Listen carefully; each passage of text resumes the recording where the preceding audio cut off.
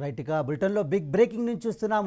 హుజూరాబాద్ ఉప ఎన్నిక వాయిదా పడింది. కరోనా నేపథ్యంలో వాయిదా వేస్తున్నట్లు సిఈసి ప్రకటించింది.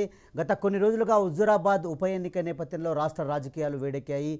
వాదోపవాదనలు, విమర్శలు, ప్రతి విమర్శలు, సవాళ్లు, ప్రతి సవాళ్లు కొనసాగుతున్న నేపథ్యంలో దీనికి బ్రేక్ పడిందని చెప్పాలి. కరోనా కారణంగా పోస్ట్పోన్ చేసినట్లు సిఈసి ప్రకటించింది. దీనిపై డీటెయిల్స్ మా బ్యూరో చీఫ్ నరేష్ మరింత సమాచారం అందిస్తారు. నరేష్, సిఈసి హుజూరాబాద్ ఉప ఎన్నికను వాయిదా వేసినట్టుగా తెలుస్తోంది. డీటెయిల్స్ ఏంటి? అంటే దేశవ్యాప్తంగా దాదాపు 31 అసెంబ్లీ నియోజకవర్గాలు, ఒక పార్లమెంట్ నియోజకవర్గానికి ఖాళీలు ఏర్పడ్డాయి. వాటిని ఎప్పుడు నిర్వహిస్తారు అని చెప్పి అందరూ భావిస్తున్న తరుణంలో కేంద్ర ఎన్నికల కమిషన్ దేశవ్యాప్తంగా కొన్ని సమస్యలు తలెత్తున్నాయి. ఎందుకంటే నార్త్ ఈస్టర్న్ స్టేట్స్లో కానీ లేకపోతే ఈస్టర్న్ స్టేట్స్లో కానీ వరదలు ముంచెత్తుతున్నాయి. అదే సందర్భంగా ఇంకా కొన్ని రాష్ట్రాల్లో కరోనా ఉధృతంగా కొనసాగుతోంది, థర్డ్ వేవ్ అని చెప్పి కూడా చెప్తున్న పరిస్థితుల్లో ఎన్నికలు నిర్వహించాలా వద్దా, నిర్వహించేందుకు అనువైన పరిస్థితులు ఉన్నాయా లేదా అన్న అంశం మీద 1వ తారీఖు సెప్టెంబర్ 1న కేంద్ర ఎన్నికల కమిషన్ ఆయా రాష్ట్రాలకు సంబంధించిన డీజీపీలు, హోంశాఖ అధికారులు, హెల్త్ శాఖ అధికారులు, దాని తర్వాత ప్రభుత్వ ఉన్నతాధికారులతో వీడియో కాన్ఫరెన్స్ నిర్వహించింది. ఆ వీడియో కాన్ఫరెన్స్లో మీ రాష్ట్రాల్లో పరిస్థితి ఏ రకంగా ఉంది, ఎన్నికలు నిర్వహించాలి అని చెప్పి ఎన్నికల కమిషన్ భావిస్తుంది కాబట్టి ఎట్లా ఆ ఎన్నికలు నిర్వహించేందుకు అంతా సిద్ధంగా ఉందా, అనుకూల పరిస్థితులు ఉన్నాయని చెప్పి అన్ని రాష్ట్ర ప్రభుత్వాలకు సంబంధించి ఉన్నతాధికారులతో జరిగిన చీఫ్ ఎలక్షన్ కమిషన్కి సంబంధించిన అధికారులు వీడియో కాన్ఫరెన్స్ నిర్వహించారు. ఆ వీడియో కాన్ఫరెన్స్లో కొన్ని రాష్ట్రాలు మాత్రం తమ నిస్సహాయతను వ్యక్తం చేశాయి. మరీ ముఖ్యంగా ఏపీ, తెలంగాణ విషయానికి వస్తే మాత్రం ఆ రాష్ట్ర ప్రభుత్వాల ఆ ఉన్నతాధికారులు ప్రస్తుతం ఎన్నికలు నిర్వహించడం అంత సహేతుకం కాదు. ఎందుకంటే ఒకవైపు వరదలు ఉన్నాయి, మరొక వైపు పాండమిక్ సిచ్యువేషన్ కూడా, అంటే కరోనా సిచ్యువేషన్ కూడా ఇంకా కట్టడి కాలేదు. కరోనా ఇంకా కొనసాగుతున్న ప్రస్తుత తరుణంలో ఆ ఎన్నికలు నిర్వహించకపోవటమే మంచిది అన్న అభిప్రాయాన్ని ఏపీ, తెలంగాణ రాష్ట్రాలతో పాటు ఇతర రాష్ట్రాలు కూడా వివరించాయి. ఎందుకంటే ఇతర రాష్ట్రాల్లో ఇతరత్ర సమస్యలు ఉన్నాయి. కొన్ని రాష్ట్రాల్లో పండగలు ఉన్నాయి, ఇది పండగల సీజన్లో ఎన్నికలు వద్దు, ఎందుకంటే పండగలు ఒక సౌహృద్భావ వాతావరణంలో జరుపుకోవాల్సి ఉంటుంది, ఆ సమయంలో రాజకీయాలు తగదు అన్న అభిప్రాయాన్ని కొన్ని రాష్ట్రాలు వ్యక్తం చేస్తే, మరికొన్ని రాష్ట్రాలు అయితే, మరి ముఖ్యంగా ఈస్టర్న్ స్టేట్స్ అయితే వరదలు తీవ్రస్థాయిలో ఉన్నాయి కాబట్టి అధికార యంత్రాంగం మొత్తం కూడా ఆ సహాయక కార్యక్రమాల్లో పాల్గొనాల్సి ఉంటుంది. ఈ సందర్భంగా ఆ ఎన్నికలు నిర్వహించకూడదు, ఎన్నికలు నిర్వహిస్తే కనుక రాజ్యాంగ హక్కుగా ఉన్న ఓటు హక్కును కూడా ప్రజలు వినియోగించుకోలేకపోతారు కాబట్టి ఇప్పుడు నిర్వహించకపోవడమే బెటరు. ఆ పండగ సీజన్ తర్వాత, అంటే నవంబర్, డిసెంబర్ తర్వాత ఆలోచించవచ్చు అన్న అభిప్రాయాన్ని వ్యక్తం చేసిన నేపథ్యంలో ఎన్నికల కమిషన్ కూడా రాష్ట్రాల అభిప్రాయాలను పరిగణలోకి తీసుకొని రాష్ట్రాలకు సంబంధించిన డీజీపీలు కానీ లేకపోతే ఆ హోంశాఖ కార్యదర్శులు కానీ హెల్త్ సెక్రటరీలతో వీడియో కాన్ఫరెన్స్ నిర్వహించింది 1వ తారీఖు. ఆ వీడియో కాన్ఫరెన్స్లోనే ఏ రాష్ట్ర ప్రభుత్వాలు అయితే ఎన్నికలు వాయిదా వేయాలని కోరాయో అన్ని రాష్ట్రాల్లో ఆ ఎన్నికలను వాయిదా వేస్తున్నట్టు ఎన్నికల కమిషన్ స్పష్టం చేసింది. అంటే మొత్తం దేశవ్యాప్తంగా 31 అసెంబ్లీ నియోజకవర్గాలు ఖాళీగా ఉన్నాయి, ఒక పార్లమెంట్ నియోజకవర్గం కూడా ఖాళీగా ఉన్న నేపథ్యంలో కేవలం వెస్ట్ బెంగాల్లో 2 అసెంబ్లీ నియోజకవర్గాలు, ఒరిస్సాలో 1 అసెంబ్లీ, 1 పార్లమెంటు ఎన్నిక నిర్వహించేందుకే కేంద్ర ఎన్నికల కమిషన్ అంగీకారం తెలిపింది.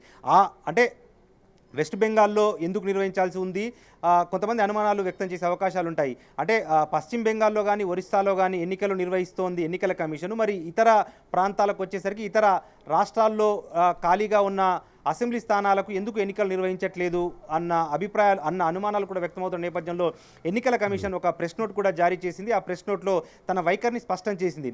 బెంగాల్లో కానీ ఒరిస్సాలో కానీ ఈ 2 రాష్ట్రాల్లో 3 అసెంబ్లీ, 1 పార్లమెంట్ స్థానానికి ఎన్నికలు ఎందుకు నిర్వహిస్తున్నామంటే సాధారణ ఎన్నికలతో పాటుగా ఆయా అసెంబ్లీ నియోజకవర్గాలకు, అంటే 3 అసెంబ్లీ నియోజకవర్గాలు, 1 పార్లమెంట్ నియోజకవర్గానికి సాధారణ ఎన్నికలతో పాటుగా మేము వివిధ కారణాల వల్ల ఎన్నికలు నిర్వహించలేకపోయాము. అసెంబ్లీలో ఆ నియోజకవర్గాలకు ప్రాతినిధ్యం లేకపోతే వాళ్ళ సమస్యలు ఎవరు తీరుస్తారు, అంటే అక్కడ ఎన్నికలే జరగలేదు వివిధ కారణాల వల్ల, అంటే అభ్యర్థులు మరణించడమో లేకపోతే అక్కడ ప్రకృతి వైపరీత్యాల కారణంగా ఎన్నికలు నిర్వహించుకునేందుకు అనుకూల వాతావరణం లేదు కాబట్టి సాధారణ ఎన్నికలతో పాటుగా ఆ నియోజకవర్గాలకు మేము ఎన్నికలు నిర్వహించలేకపోయాము. 6 నెలల్లో ఎన్నికలు నిర్వహించాల్సి ఉంటుంది కాబట్టి మేము ఆ ఎన్నికలు నిర్వహిస్తున్నాము.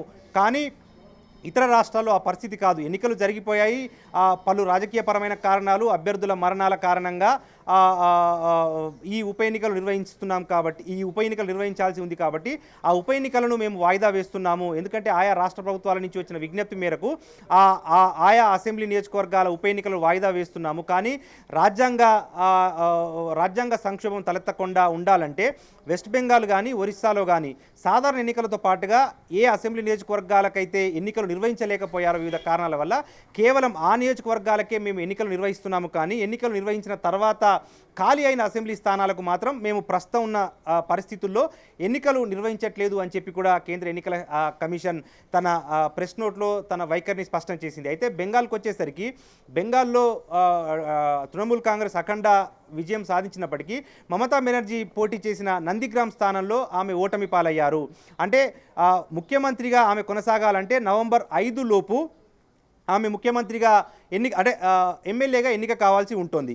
అయితే నవంబర్ 5 లోపు ఎన్నికలు జరిగితే తప్ప ఆమె ఎమ్మెల్యేగా ఎన్నిక కారు. ఈ మధ్యనే మమతా బెనర్జీ ప్రధాని మోడీని కలిశారు. దాంతోపాటు కొంతమంది టీఎంసీ నేతలు కూడా హైకోర్టులో ఒక పిటిషన్ దాఖలు చేశారు. ఎందుకంటే రాజ్యాంగం సంక్షోభం తలెత్తే అవకాశం ఉంటుంది కాబట్టి తక్షణము ఎన్నికలు నిర్వహించాలి అని చెప్పి కూడా ఉప ఎన్నికలు నిర్వహించాలి అని చెప్పి కూడా వాళ్ళు హైకోర్టులో పిటిషన్ వేశారు. అయితే ఎన్నికల కమిషన్ నిబంధనలు కూడా అదే విషయాన్ని స్పష్టం చేస్తున్నాయి. సాధారణ ఎన్నికలతో పాటుగా ఒకవేళ కనుక కొన్ని స్థానాలకు ఎన్నికలు నిర్వహించలేకపోతే 6 నెలల్లో ఏది ఏమైనా కూడా ఎన్నికలు నిర్వహించాలి అని చెప్పి కూడా ఎన్నికల కమిషన్ నిబంధనలు చెప్తున్న నేపథ్యంలో వెస్ట్ బెంగాల్లో ఒక 2 అసెంబ్లీ స్థానాలకు ఈ దఫా ఉప ఎన్నికలు జరుగుతున్నాయి. ఆ 2 అసెంబ్లీ స్థానాల్లో ఏదో ఒక అసెంబ్లీ స్థానం నుంచి మమతా బెనర్జీ పోటీ చేయాలి, గెలవాలి. అప్పుడే ఆమె ముఖ్యమంత్రిగా కొనసాగుతారు. సో ఈ నేపథ్యంలో సెప్టెంబర్ మాసంలో ఎన్నికలు నిర్వహించాలి అని చెప్పి కూడా ఎన్నికల కమిషన్ భావించింది. అనుగుణంగా తేదీలను కూడా ఖరారు చేసింది. కేవలం వెస్ట్ బెంగాల్, ఒరిస్సాలోని 3 అసెంబ్లీ, ఒక పార్లమెంట్ నియోజకవర్గానికి సంబంధించి సెప్టెంబర్ 30న ఎన్నికలు నిర్వహిస్తారు.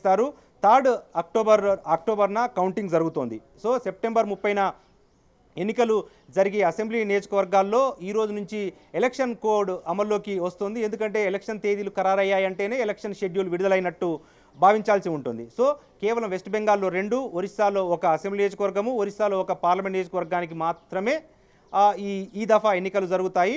హుజరాబాద్, దాని తర్వాత బుద్వేలు, ఏపీలో బుద్వేలు శాసనసభ్యుని మరణంతో ఖాళీ అయిన బుద్వేలు అసెంబ్లీ నియోజకవర్గానికి కూడా ఈ దఫా ఎన్నికలు జరగవు అని చెప్పి కూడా ఎన్నికల కమిషన్ స్పష్టం చేసిన నేపథ్యంలో హుజరాబాద్ ఎన్నికల నోటిఫికేషన్ రావాలంటే కనీసం మరొక 3 నెలల పాటు వేచి చూడాల్సిన అవసరం ఉంటుంది. అంటే ఈ డిసెంబరో లేకపోతే జనవరిలోనో ఎన్నికలు ఉంటాయి తప్పించి సెప్టెంబర్లో ఎన్నికలు ఉండవు అని చెప్పి ఎన్నికల కమిషన్ తేటతెల్లం చేసింది. అయితే మనకు అందుతున్న సమాచారం మేరకైతే ఏపీ ప్రభుత్వము అంటే తెలంగాణ ప్రభుత్వం అయితే ప్రస్తుతము హుజరాబాద్ ఎన్నికలు నిర్వహించొద్దు అన్న అభిప్రాయంతోనే ఉంది. ఎందుకంటే ఇప్పటికిప్పుడు ఎన్నికలు నిర్వహిస్తే కనుక ఈటెల రాజేందర్ మీద భారీగా ప్రజలు సానుభూతి వ్యక్తం చేస్తున్నారు. ఈటెల రాజేందర్ను ఒక బడుగుల నేత కేసీఆర్ పెత్తనాన్ని ఆయన ప్రశ్నించాడు కాబట్టి ఎన్నికలు వచ్చాయి కాబట్టి ఒక ఆత్మగౌరవ పోరాటంగా హుజరాబాద్ ప్రజలు భావిస్తున్నారు. ఈటెల రాజేందర్కు అన్యాయం జరిగిందన్న ఒక సానుభూతితో కూడా అక్కడి ఓటర్లు ఉన్నారు. సో ఇప్పటికిప్పుడు ఎన్నికలు వచ్చే పక్షంలో ఖచ్చితంగా ఆ సానుభూతి పవనాలు ఈటెలకు అనుకూలంగా మలిచి అంటే ఈటెలకు అనుకూలంగా ఉండి ఖచ్చితంగా హుజరాబాద్లో బీజేపీ అభ్యర్థి ఈటెల గెలిచే అవకాశాలు 100% ఉన్నాయి. ఇది గ్రహించిన ప్రభుత్వం కావాలనే చెప్పి ఎన్నికలను వాయిదా వేయించింది. కరోనా కట్టడిలోనే ఉంది, అయినప్పటికీ కరోనా సాకును చూపి ఎన్నికలను వాయిదా వేసింది అన్న అభిప్రాయం కూడా బీజేపీ నుంచి కానీ లేకపోతే ఇతర పక్షాల నుంచి కానీ వ్యక్తమవుతుంది. ఈ నేపథ్యంలో హుజరాబాద్కు తక్షణం ఎన్నికలు నిర్వహించాలి, లేకపోతే అక్కడ కొనుగోలు ప్రక్రియ, ప్రలోభాల ప్రక్రియ మరింత పెరిగే అవకాశం ఉంది. ఓటర్లను లక్షలు వెచ్చించి ఓటర్లను కొనుగోలు చేస్తున్నారు, భయభ్రాంతులకు గురి చేస్తున్నారు. కాబట్టి తక్షణం ఎన్నికలు నిర్వహించాలి అని చెప్పి కూడా బీజేపీ సీనియర్ నేత ఇంద్రసేనారెడ్డి ఈ మధ్యనే చీఫ్ ఎలక్షన్ కమిషనర్ ను కలిసి విజ్ఞప్తి కూడా చేసిన నేపథ్యంలో ప్రభుత్వం మాత్రం కరోనా పేరుతోటి ఎన్నికలను వాయిదా వేయించింది అని మనం భావించాల్సి ఉంటుంది. ఎందుకంటే నిజంగా కరోనానే కారణమైతే టీఆర్ఎస్ పార్టీ భూమి శంకుస్థాపన అంటే ఢిల్లీలో పార్టీ కార్యాలయ శంకుస్థాపన జరుగుతుంది, బహిరంగ సభలు జరుగుతున్నాయి, ర్యాలీలు జరుగుతున్నాయి, అన్నీ జరుగుతున్నాయి. కానీ హుజరాబాద్ ఎన్నికలు జరగకుండానే కరోనా అనే కారణాన్ని ప్రభుత్వం చూపింది అన్న ఒక ఆరోపణలు మాత్రం బీజేపీతో సహా మేధావుల నుంచి వ్యక్తమవుతా ఉన్నాయి. Paramesh. Right, thank you Naresh.